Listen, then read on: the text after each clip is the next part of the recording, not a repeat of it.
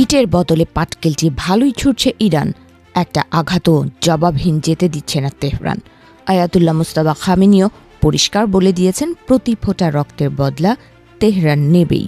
সেই ধারাবাহিকতায় এবার ইরান আমেরিকার হৃৎপিণ্ডে মাঝ বরাবর ছুরিটা বসিয়ে দিয়েছে।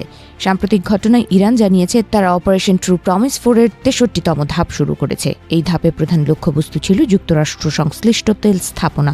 সংস্থাটি জানিয়েছে ইরানের জ্বালানি অবকাঠামোর উপর হামলার জবাব হিসেবেই এই পদক্ষেপ নেওয়া হয়েছে।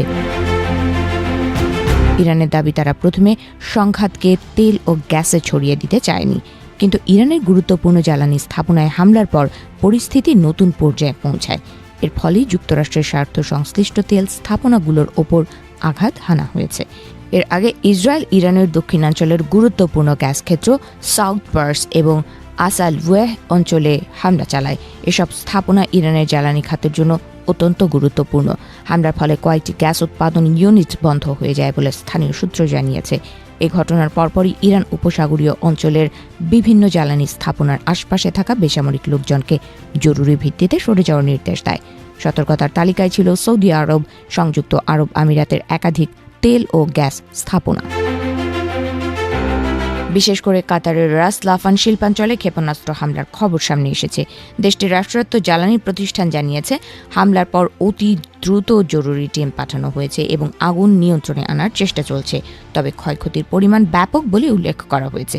এদিকে ইরানের সামরিক কমান্ড সেন্টার খাতাম আল আম্বিয়া হেডকোয়ার্টার্স হুঁশিয়ারি দিয়ে বলেছে, ভবিষ্যতে যদি ইরানের জ্বালানি বা অর্থনৈতিক স্থাপনায় আবার হামলা হয়, তাহলে তার জবাব সরাসরি হামলাকারীর ভেতরে গিয়ে দেয়া হবে। তারা এটিকে বৈধ অধিকার হিসেবেই দেখছে। ইরান আরও বলেছে, তাদের সাম্প্রতিক হামলায় যুক্তরাষ্ট্র সংশ্লিষ্ট তেল স্থাপনায় অগ্নিকাণ্ডের ঘটনা ঘটেছে।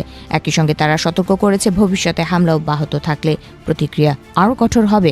এমনকি প্রতিপক্ষের জ্বালানি অবকাঠামো সম্পূর্ণ ধ্বংস করে দেওয়ার পর্যায়ে পৌঁছতে পারে।